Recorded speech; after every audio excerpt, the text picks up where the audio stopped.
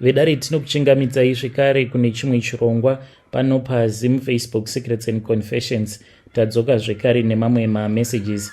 Regedzai tibva tapinda mumamessages edu atadzoka takakubatirai. Message yedu yekutanga yakamira sekudai so: hanzi makadi zvenyu mukoma, ndinokumbirawo kuti munge muchindiposterawo nyaya yangu makavigawo chitupa changu. Ndauyawo pano ndiine confession yangu iyo yandiinayo. Ndinoda kureururawo kuti ndakamanikidzwa, but meno kuti ndikati kumanikidzwa here, because I was already offered the money ndokubva ndachizobvuma. Handizivi kuti ndingati kumanikidzwa here kana kuti it is a temptation. So inini ndainge ndichishanda pane rimwe bar, saka pakabar apa painge pachiuya maNigerian akawanda. Those were the people that used to come, then they would drink their alcohol. Ndakabva ndachizotanga kuwirirana nawo noumwe muNigerian uyo ainge achitawo business rake rekutengesa madrug. He was the one who connected to this other guy. Akabva ati ainge aine umwe mufesi was a Nigerian ainge achigara kuDurban, but this guy ainge akaenda kunyika kwavo kunova kuri kuNigeria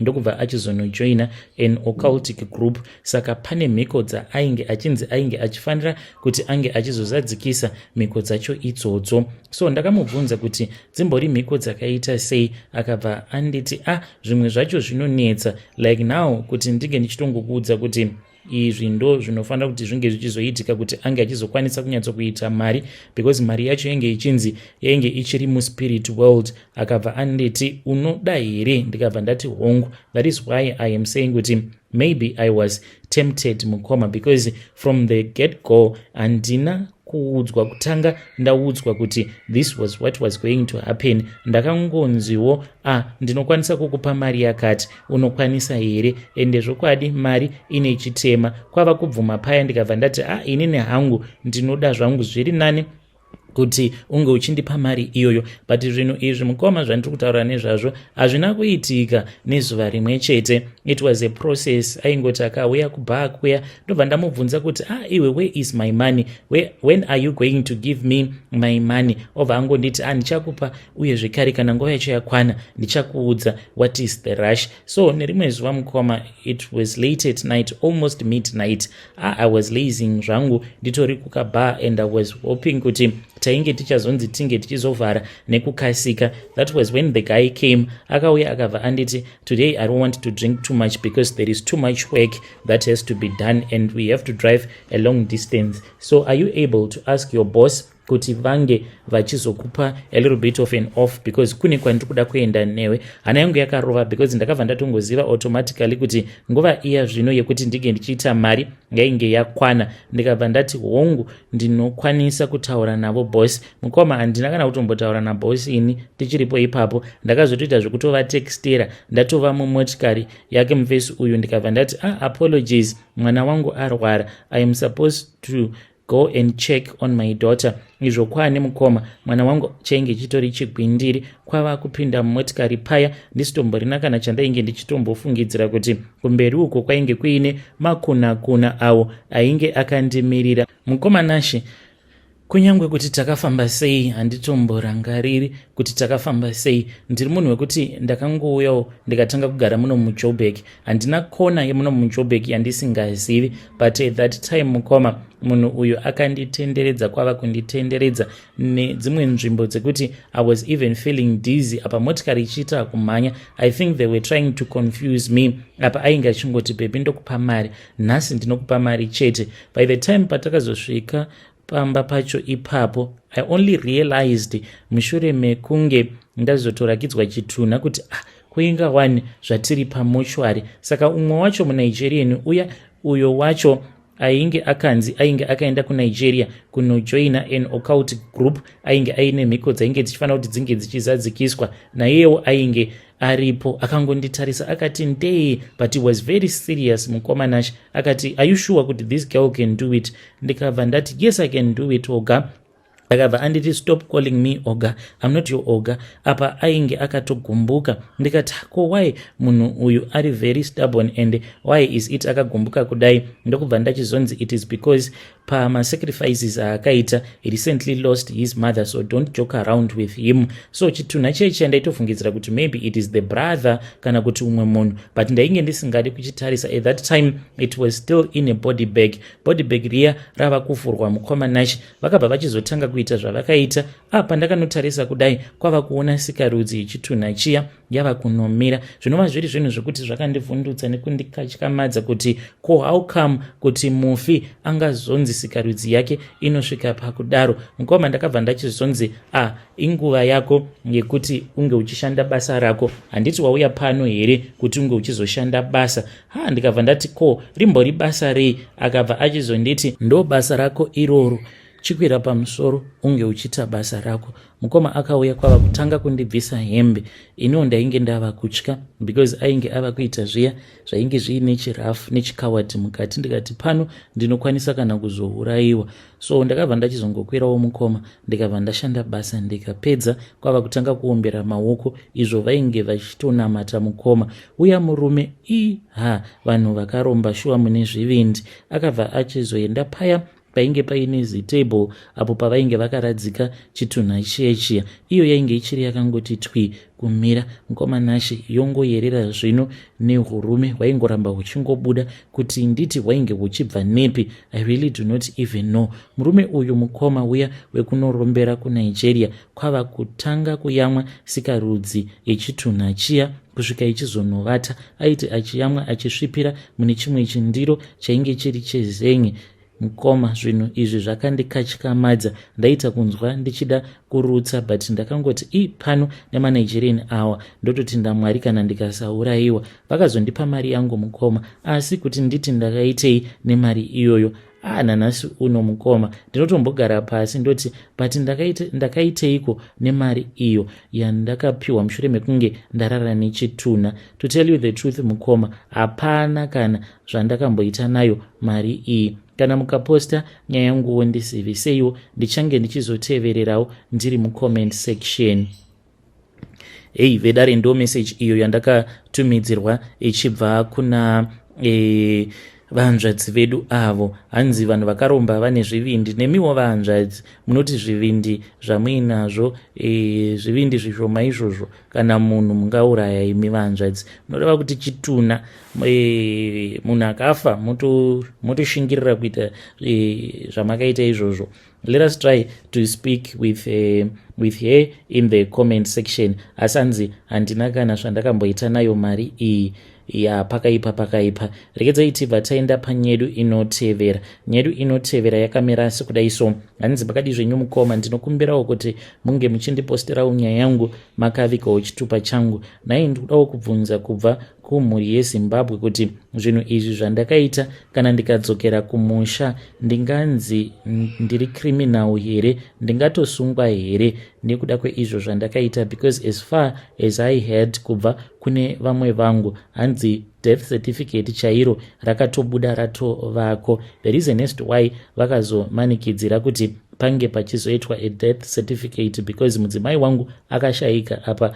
Kamwana kedu mukoma kainge kasina birth certificate but akashayikirako kuZimbabwe ikoko panguva iyo pandainge ndichiri kujeri. So vakabva vachizoita death certificate zviyawo zvemunyika yedu zvemadhiri ndokubva mwana vazomutoresa birth certificate. So mukoma nashi ininiwo pandakauyawo kunoku kuSouth Africa ndakabva ndachizotangawo kuita izvozvo zvekuba tichingoitawo crime dzakasiyana tichisvibisawo zita redu semaZimbabweans. That one I agree. Apa mukoma ndiri munhu wekuti ndakadzidza, ndinofunga dzimwe plan ne 2 minutes dzekuti even mamwe makaradi ataifamba nawo vainyatsokuti uyu munhu kauyu ane njere dzakaita kurodzeka, ende vaifarira kufamba neni manje nekuda kwemaplans angu. Zvino takabva tachizotaimirwa kwava kusungwa mushure mekunge taenda pane pamwe pamba tichifungidzira kuti vanhu vepo vainge vasipo. Mukoma takati tichinoburuka tichibva nemuceiling kwava kuona kutoti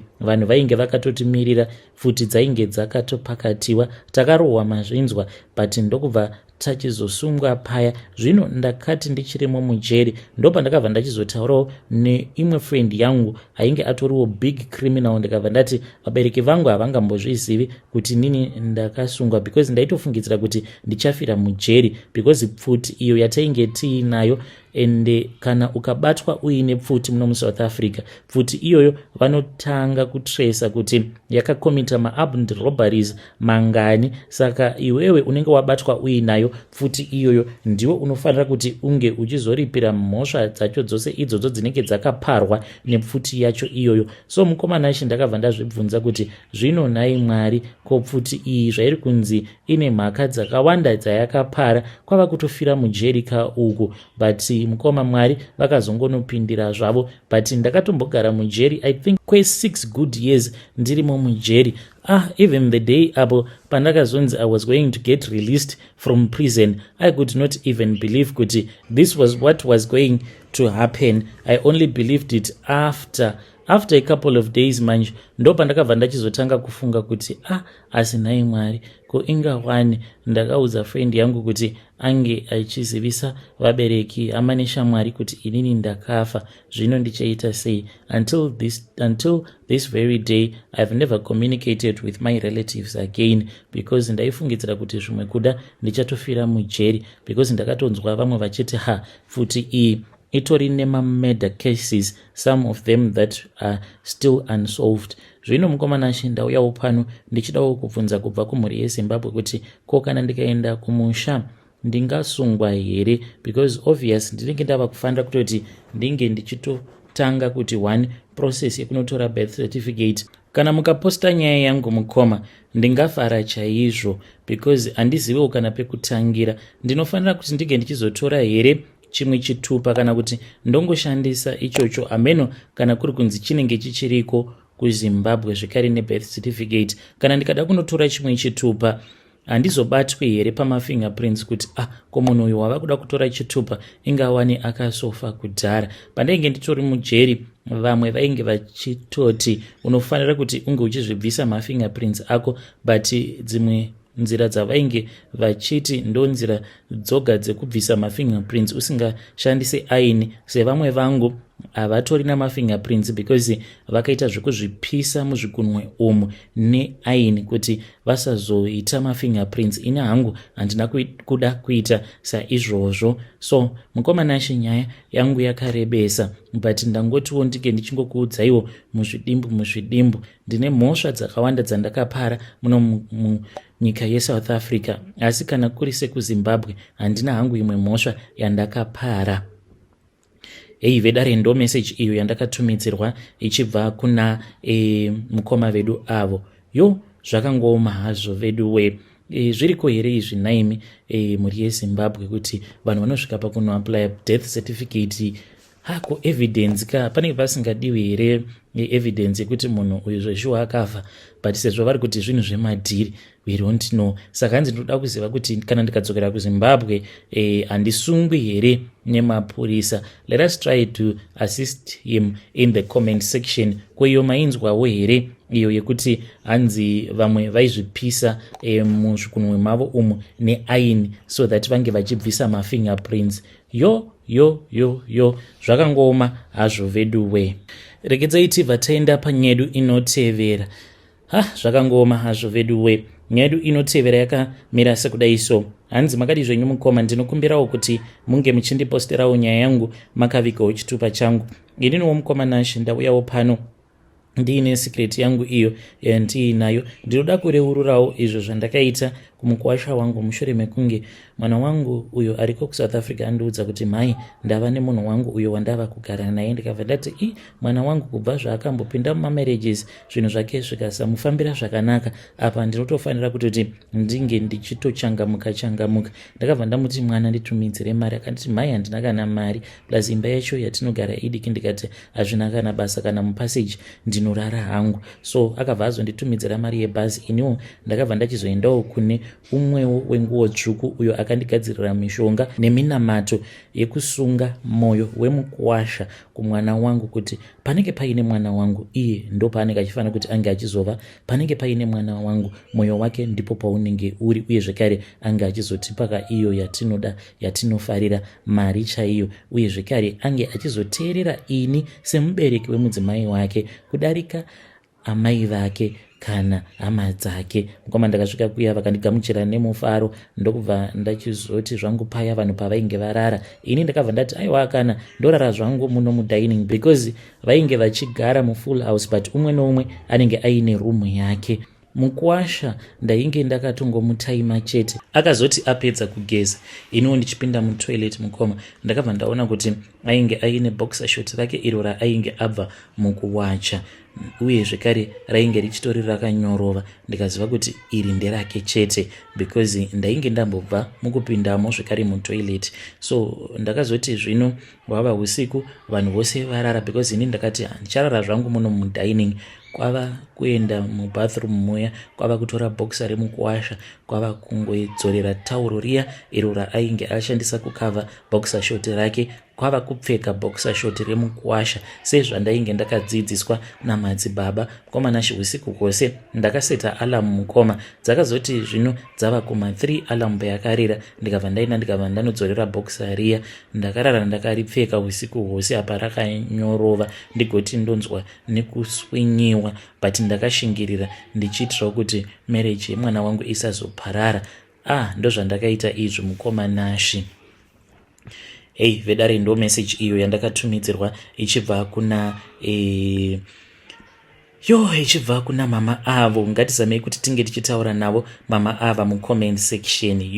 Zvakangoma hazvo vedu strange things indeed they do happen in this world. Rekedzai tibva taenda panyedu inotevera. Nyedu inotevera yakamira sekudai so: hanzi makadi zvenyu mukoma, ndinokumbirawo kuti muke muchindiposterawo nyaya yangu makavikawo chitupa changu. Ininiwo ndiri mudzimai, ndine makore 31 years ekuberekwa. Ndinoda kureurura kuti ndinonwa ropa revarume avo vanenge vauya kuzondikecha ndigerewo munomu muJoburg zvangu. Ndiriwo basa iro randinoita kubva ndichiri kuZimbabwe rekutengesa muviri wangu. Ndakazvitanga zvinhu izvi pandainge ndichiri ne16 years mushure mekunge ndatanga kuwirira nawo noumwe mukadzi uyu aiwanzo kutengesa muviri wake kwamachipisa uku. Saka akabva achizouya kwava kugara padhuze nepamba pedu kuGlenora Sea.